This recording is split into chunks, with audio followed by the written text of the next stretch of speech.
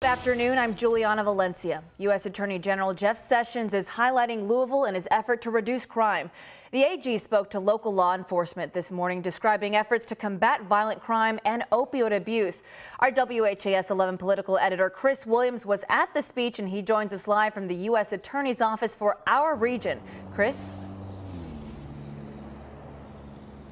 The nation's chief law enforcement officer took no questions after delivering the speech, in which he spoke of a surge of DEA investigators targeting our region for healthcare-related opioid fraud. General Sessions also described the Louisville murder rate as having doubled from just a couple of years ago as violent crime increased in America by 7%. He suggested a locally designed Project Safe Neighborhood style strategy was needed and complimented the program LM Intel, which is a cooperative effort between Louisville Metro Police and the FBI. The battle against fentanyl and heroin was also a primary focus of the address to a group of 70 or so local law enforcement officials. So I've assigned experienced prosecutors in opioid hotspot districts to focus solely on investigating and prosecuting opioid-related health care fraud. We believe if we can stop addiction from starting, that is the best thing we can possibly do to save lives in this country. Now we're going to focus on prosecuting opioid-related health care fraud. I have sent prosecutors where they are especially needed, including Kentucky.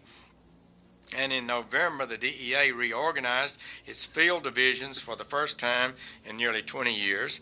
The Louisville field office is now upgraded to become the Louisville Field Division, with jurisdiction over Kentucky, Tennessee, and West Virginia, where some of the biggest problems lie. One of the law enforcement officers who was here was the sheriff of Marshall County, Kentucky, where that deadly school shooting took place last week. He said that he thought it was good that General Sessions was here, and he said it was nice to have someone in that level have law enforcement's back.